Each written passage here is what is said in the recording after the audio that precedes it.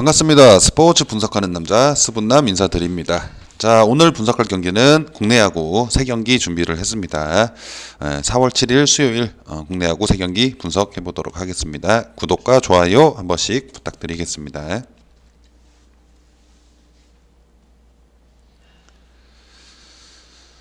자, 이제 어느덧 개막을 하고 이제 2경기째 진행을 하고 있습니다.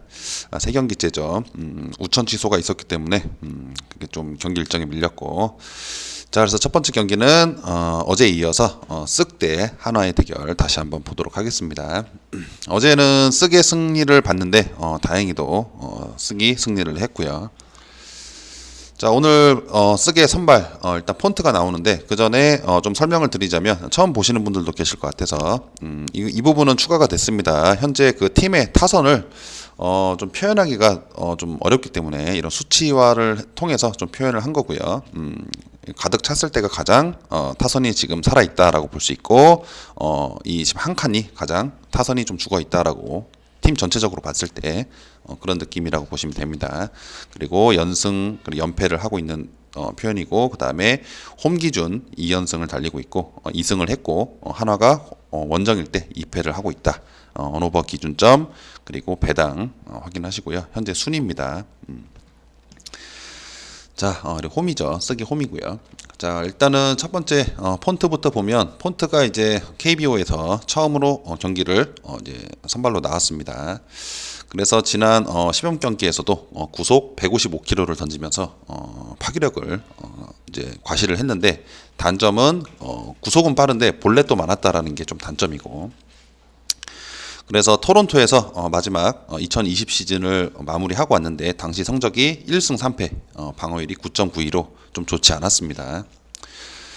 그런 이제 모습이고, 그 다음에 이제 김희한 선수가 한화에 선발로 나오는데, 작년에 SK를 상대로 상대한 적이 없습니다. 그래서 작년 데이터, 2020년도 데이터가 일단은 쓱을 상대로는 SK를 상대로는 상대한 적이 없었고, 그리고 한화 같은 경우에는 지금 현재 5선발 자리가 비어 있는데 김희환하고 박주영이 텐덤으로 나올 예정입니다. 그래서 텐덤은 2명의 선발을 번갈아 가면서 하겠다라는 겁니다. 5선발을.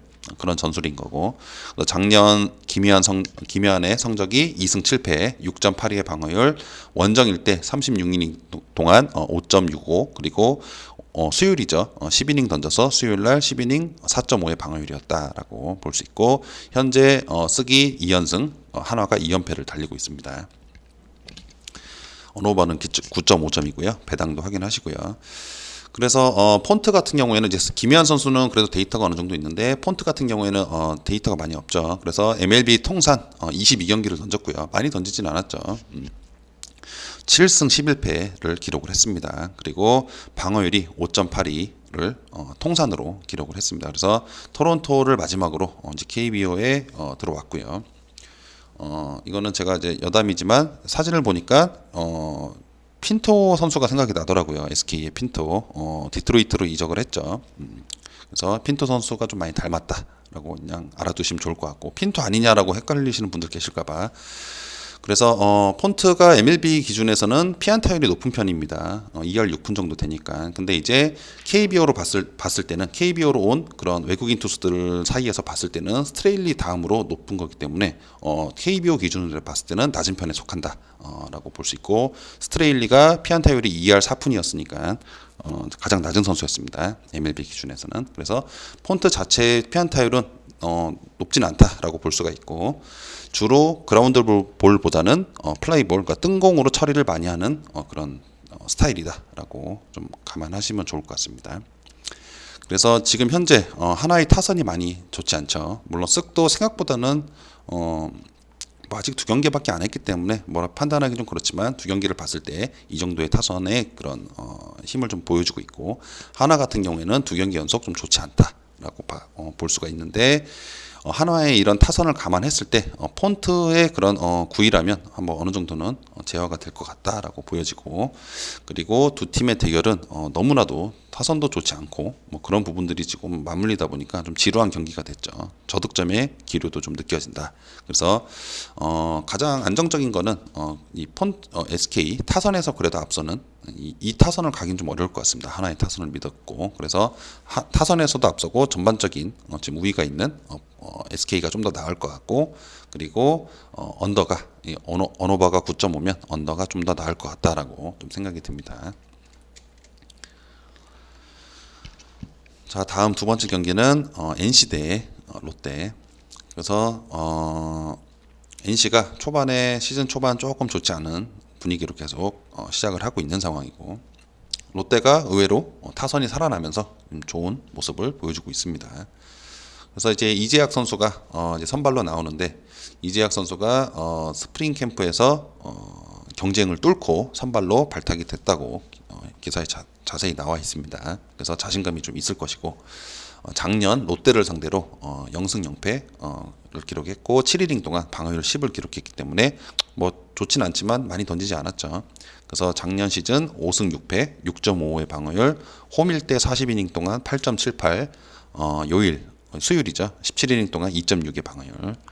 그리고 박세웅 선수가 나오는데 NC를 상대로 작년에 1승 1패 11이닝 동안 3점의 방어율을 기록을 했고 시범 경기에서 물론 실점도 있었지만 어쨌든 시범 경기에서 성공적으로 마무리를 했다라고 볼 수가 있고 작년 시즌은 성적은 8승 10패 그리고 방어율 4.7 원정일 때 방어 79이닝 동안 6.1의 방어율 요일 방어율 봤을 때 수요일날 17이닝 동안 3.63 그래서 박세웅 선수는 작년 기준으로 봤을 때는 홈일 때는 방어율이 괜찮습니다. 3점대로 괜찮은데 원정으로 갔을 때 좀 좋지 않았던 모습이고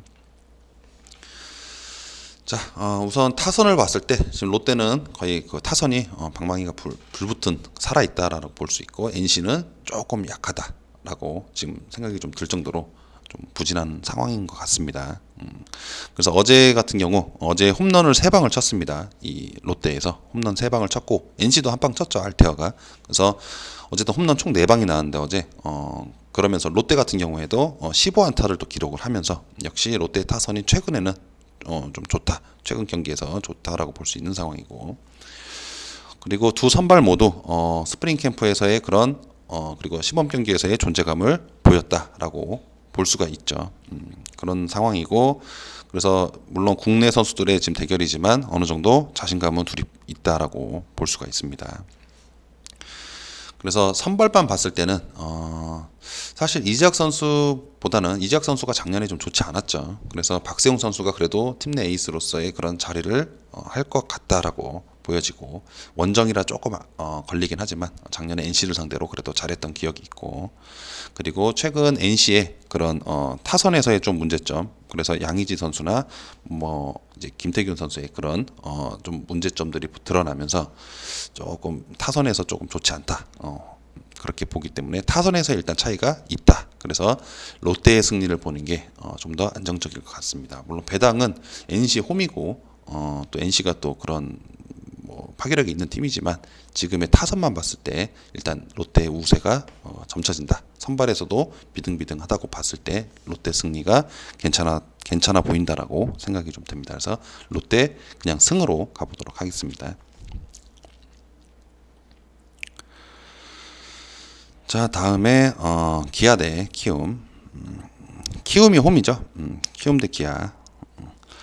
자 그래서 키움 경기도 일단 스미스 선수가 새롭게 나오고 있습니다. 한번 봐야 될 것 같고 그리고 이제 기아에서는 김현수 선수가 나오는 상황입니다. 그래서 스미스 선수는 이제 브리검과의 재계약을 포기하고 키움에서 데려온 선수입니다. 그래서 어느 정도 기대감이 있을 것이라 생각이 좀 들고 그래서 마이애미 작년 기준 마이애미에서 온 선수입니다. 그래서 작년 시즌 1승 1패 6.84의 방어율을 기록했던 스미스고 그 다음에 김현수 선수가 키움을 상대로 작년에 1승 0패 12이닝 동안 0.9의 방어율. 근데 김현수 선수는 좀 주의를 해야 될 게 들쑥날쑥한 경기 기복이 좀 상당히 심한 편입니다. 그래서 좀 참고를 해야 될 것 같고 현재 프로 3년차 3선발에 그런 도전을 하고 있는 상황입니다.